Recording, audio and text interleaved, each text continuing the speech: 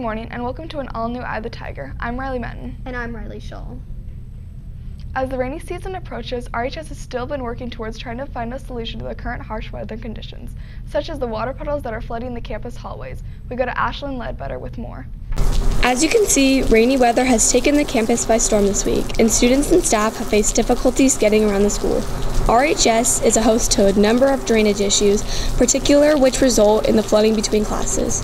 The most notable named Lake Roseville. We have to walk through the portables, we have to walk through big old puddles, then there's like big puddles everywhere in the hallways and in front of the library. In addition, the infrastructure of classrooms and buildings, like the big and small gym, lead to leaks during the rainy season. Of course, like having leaks in the gym is an issue. Like yesterday, we had a few leaks in the gym and we had a tumble unit up there. But our custodial staff is awesome. They came and cleaned it up and it was fine. So it's just a matter of recognizing what's up there and if it needs to be cleaned or dried, we're on it right away.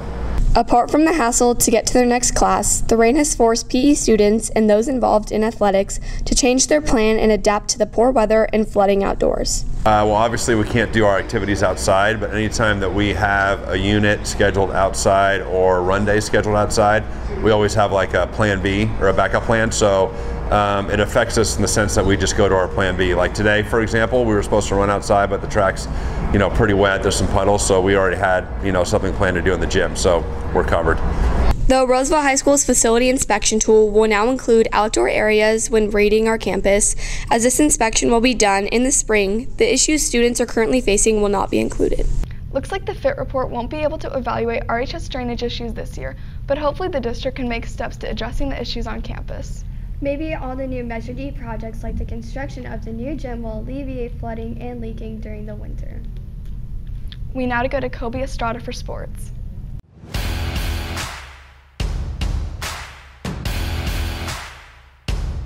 Good morning and welcome to this Friday's edition of EOTSN. I'm Kobe Estrada.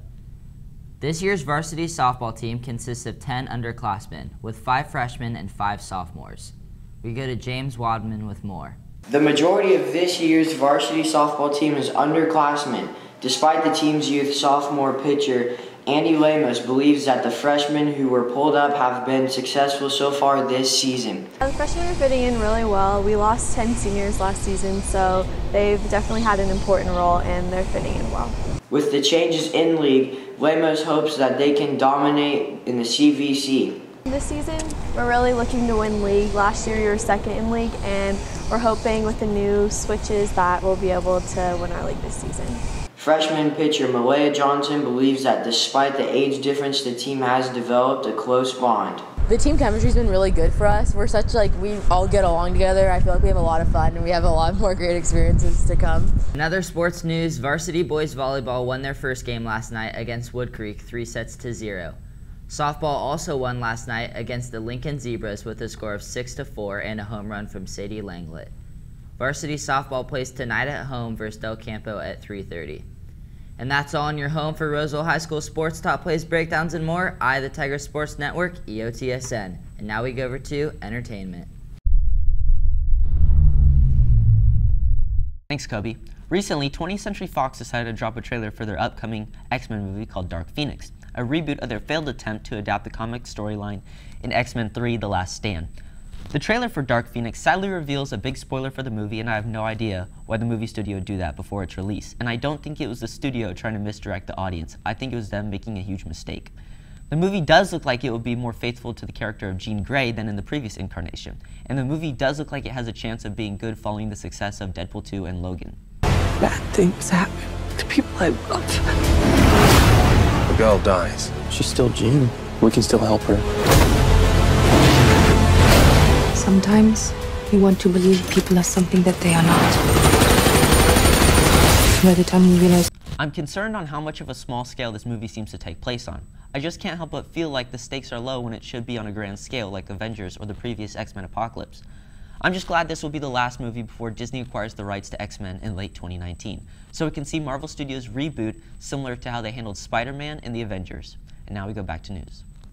Thanks, Jackson. One RHS student is working towards her goal of being a professional dog handler. Junior Catherine Campbell's love for dogs has influenced a passion of hers for years. Dog handling and training is a huge part of her life, and it all started when she was young.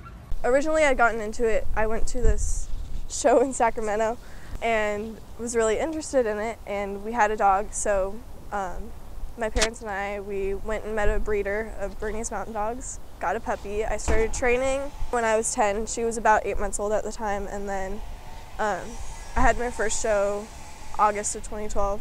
For a junior handler like Campbell, she has many responsibilities while doing competitions. So what I usually do is there's this junior handling thing, which is kids 9 to 18.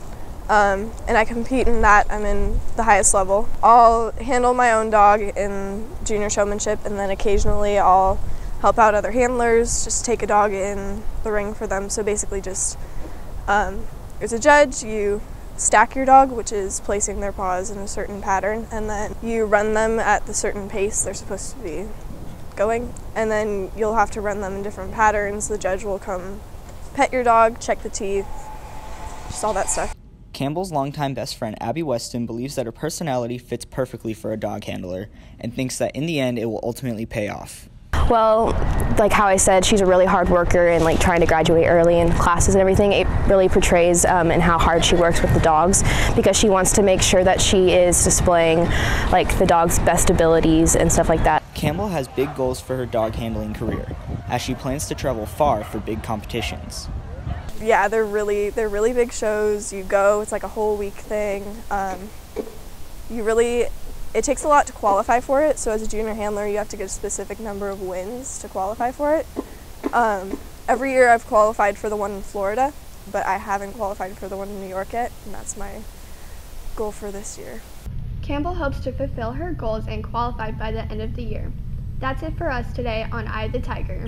And remember, we're always on at eyethetigernews.com. See you next time.